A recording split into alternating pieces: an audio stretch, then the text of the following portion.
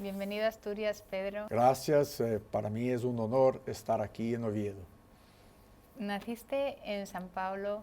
¿Qué recuerdos tienes de la infancia de aquella época?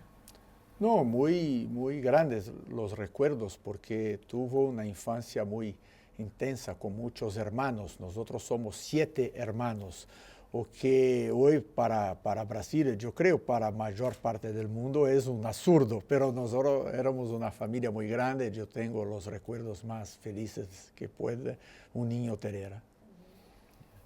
Has tenido una andadura por todos los organismos o por varios organismos internacionales. Cuéntanos un poco ese aspecto de tu vida. Sí, yo soy profesor de Derecho Internacional.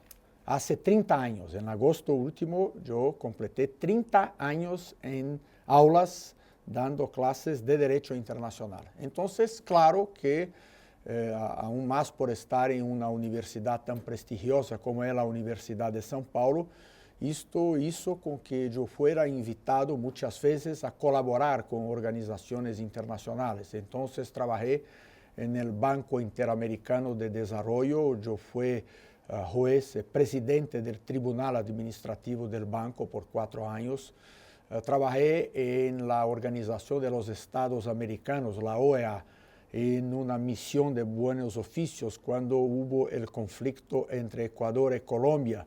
Me quedé con otros peritos en la frontera de los dos países haciendo la investigación sobre los hechos, ¿no?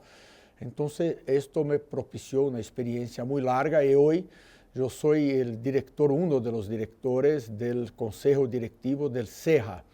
CEJA es el Centro de Estudios de Justicia de Américas, que es un órgano de la Organización de los Estados Americanos. Por lo tanto, además de la actividad académica, yo tengo esta experiencia internacional, ¿no? Pedro, ¿qué opinión tienes de la justicia y los derechos humanos en América Latina? Mejoró mucho, porque un dato común en América Latina es que casi todos los países tuvieron la experiencia de las dictaduras.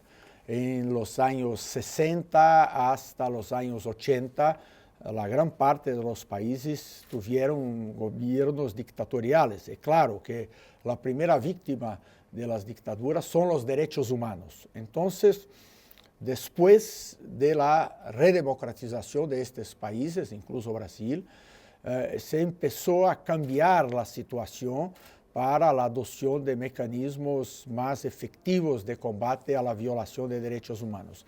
Aún no son perfectos, aún existe mucha violación, con bases principalmente en el problema de la diferencia de distribución de la renta, de los ingresos. Entonces, esto crea una situación social que genera muchas veces un cuadro de violación de derechos humanos fuerte, pero se mejoró mucho y la justicia en nuestros países hoy es muy más avanzada. Y Pedro, ¿terminaste ya tu gestión al frente de la Comisión de la Verdad? Sí, porque la comisión la creó el Congreso Nacional por una ley de 2011. Se instaló en 2012 y la ley determinó que la comisión tendría hasta diciembre de 2014, el año pasado, por lo tanto, para concluir sus trabajos, ¿no? Y lo hizo.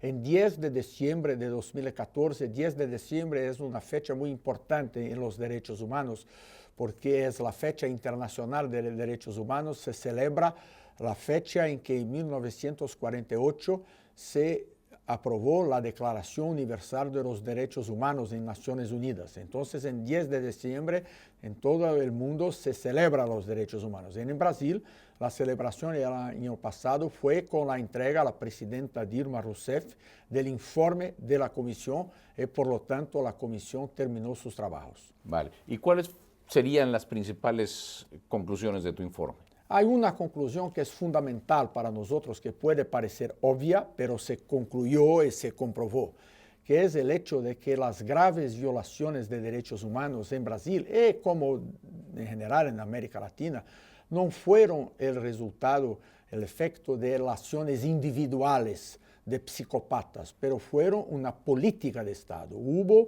una orientación de los dictadores brasileños para la estructuración de sistemas de eliminación de enemigos con bases en ejecución, tortura, desaparecimentos forzados, ocultación de cadáveres.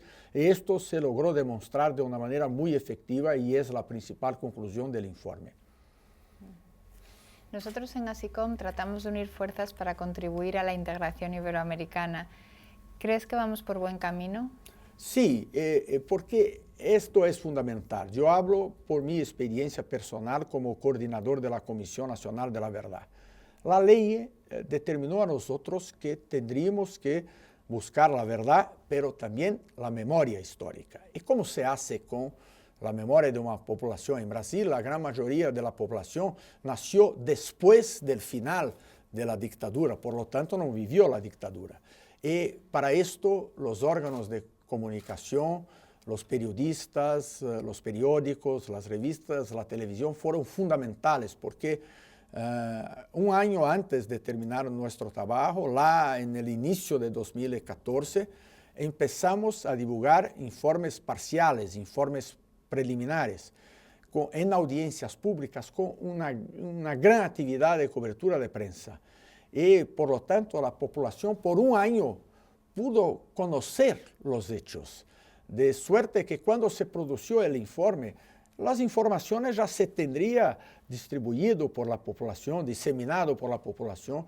Por lo tanto, nosotros trabajamos mucho con los medios de comunicación y con la estrategia de comunicación.